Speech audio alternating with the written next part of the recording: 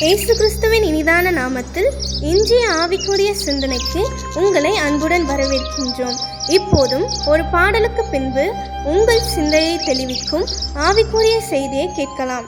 காரையேறி ஊமதண்டை நீர்த்தும் போது ரட்சகா ஊதவாமல் பாலனற்று வேட்கப்பட்டு போவேனோ, ஆத்மா ஒன்றும் ரட்சிக்காமல் வேட்கத்தோடே ஆண்டவா வேறும் கையனாக உம்மை கண்டு கொள்ளலாகுமா? ஆண்டவர் இரட்சகரமாக இயேசுவின் இனிதான நாமத்தினால் உங்களை வாழ்த்துகிறேன். நம்முடைய ஆவிக்குரிய சிந்தனைக்காக பிரசங்கி 7ஆம் அதிகாரம் 8ஆம் வசனத்தை நான் வாசிக்கிறேன்.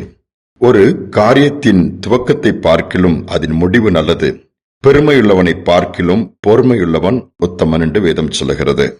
ஒரு காரியத்தின் துவக்கம் ஒருவேளை சாதாரணமாக இருக்கலாம், அநேகர் ஏற்றுக்கொள்ளக்கூடியதாக இல்லாமல் இருக்கலாம்.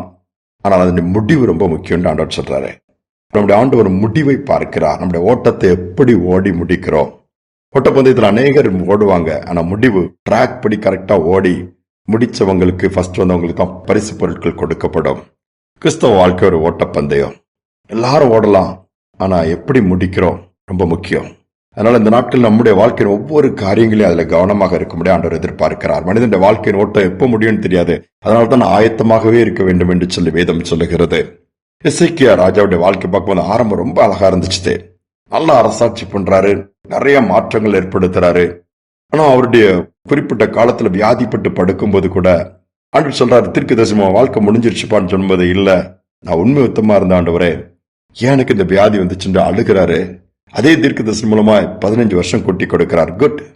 15 வருஷம் கூட்டி கொடுத்து இந்த 15 வருஷம் முடிவை பார்க்கும்போது ஆண்டவருக்கு பிரியமானது அவர் செயல் என்றுதான் இருக்குது. ஆனா வேதம் என்ன சொல்லுகிறது? நம்முடைய ஆலோசனைப்படி நீர் என்னை நடத்தி முடிவிலே என்னை மகிமையிலே ஏற்றுக்கொள்வீர். சங்கீதம் அதுதான் சொல்லுகிறது. முடிவிலே மகிமையில் ஆண்டவர் நம்மை ஏற்றுக்கொள்ளக்கூட விதத்தில் நம்முடைய வாழ்க்கை இருக்கணும். நிறைய நேரம் நம்முடைய ஏறெடுக்கிற விண்ணப்பங்கள்ல தான் நிறைய பிரச்சனை இருக்குது. ஒரு பேஷண்ட் அட்மிட் பண்ணிருந்தாங்கன்னா ஆபரேஷன் சொல்லிடுவாங்க, டாக்டர்ஸ் கொஞ்சம் கிரிட்டிக்கல் ஆபரேஷன் தான். ஆனா எல்லாரும் என்ன ஜெபமானாங்க தெரியுமா? இந்த ஆபரேஷன் சக்சஸ்ஃபுல்லா முடியணும். ஆபரேஷன் சக்சஸ்ஃபுல்லா முடிஞ்சிடும், ஆனா அவர் இறந்து போயிடுவாரு. நிறைய பேர் வேடிக்கை சொல்லுவாங்க, ஆபரேஷன் சக்சஸ் பட்டு பேஷண்ட் டெட்ன்னு சொல்லிட்டேன். அப்படி அல்ல, அவர் மீண்டும் உயிரோடு இருக்கணும். இந்த நேரத்தில் எனக்கு உங்களுக்கு உதவி செய்து இது சக்சஸ்ஃபுல்லா முடிப்பதோடு மட்டுமல்ல, அவர் பிழைத்துக் கொள்ள வேண்டும், இந்த மரணக்கட்டை தாண்டணும் ஆண்டவரேன்னு சொல்லி பாருங்க. ஒரு மனிதன் ஜெபம் பண்ணாரா, நான் எக்ஸாம் எழுத போறேன், எனக்கு காரியங்களை வெளிப்படுத்துங்க ஆண்டவர் போகும்போது ஊக்கமா ஜெபம் பண்ணாரா, எனக்கு கொஸ்டின் பேப்பர் தெரிஞ்சா நல்லா இருக்கும். அன்று இரவு ஆண்டவர் கொஸ்டின் பேப்பர் அப்படியே காமிச்சிட்டாராம்.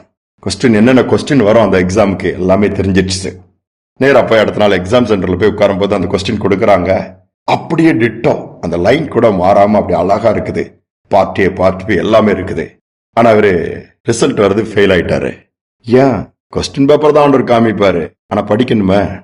என்ன பண்ணிருக்கணும்? முன்னாடியே ஆண்டவரே எப்படிப்பட்ட கொஸ்டின் வரும், நான் அதுக்கு ஆயத்தமாறு எனக்கு காண்பிங்க ஆண்டவர் உணர்த்துவார், காண்பிப்பார். அதற்கேற்ற விதத்தில் படித்து விட்டு திருப்பி எக்ஸாமினேஷன் சென்டர் போனா ஃபர்ஸ்ட் கிளாஸ் மட்டும் இல்ல, ஃபர்ஸ்டா கூட பாஸ் பண்ணிடுவாரு. நம்ம என்ன பண்றோம்? கேட்கிறோம் ஒண்ணு, அடுத்து உள்ளதெல்லாம் மறந்துடுதோம். அடுத்து முக்கியமான காரியங்கள் இருக்குது.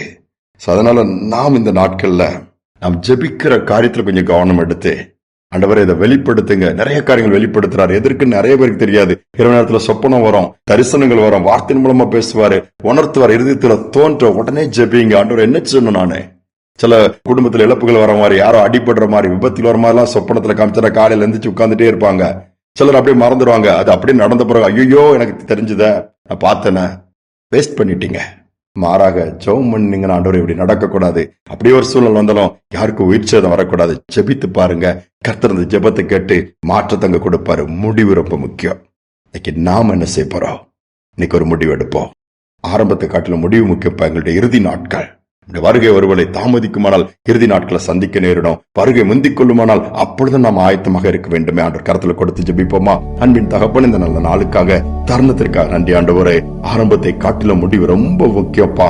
எந்த ஒரு காரியத்தின் துவக்கத்தை காட்டிலும் முடிவு முக்கியம் என்று சொன்னது போலப்பா, இந்த நாட்கள்ல நாங்கள் அதற்கு பிரியாரிட்டி கொடுத்து எங்கள் ஓட்டங்களை நிறைவாய் முடிக்கணும். குறைவுள்ளவர்களாக அல்ல, முடியாதவர்களாக அல்ல, ஐயோ இதை செய்ய முடியலன்னு சொல்லிட்டு பின்பு நாங்கள் கவலைப்படுகிறவர்கள் அல்ல. அதினதின் காலத்துல என்னென்ன செய்யணுமோ கவனமாக உண்மை சார்ந்து ஓடி காரியங்களை செய்ய நீர்கள் கண்ணுக்கிறக பண்ணுவீராக. ஒவ்வொருவரையும் தைரியப்படுத்துங்க, பலப்படுத்துங்க, பயத்தை எடுத்து போடுங்கப்பா. எல்லாம் உம்முடைய சித்தத்தின்படி செய்யுங்கன்னு சொல்லி அர்ப்பணித்து ஜெபிக்கிற ஜெபங்களா எங்கள் ஜெபங்கள் மாறட்டும். தாழ்த்தி ஒப்புக் கொடுக்கிறோம். துதிகனமையுமே ஏற்றுக்கொள்ளும் இயேசுவின் நாமத்தில் பிதாவே, ஆமேன், ஆமேன்.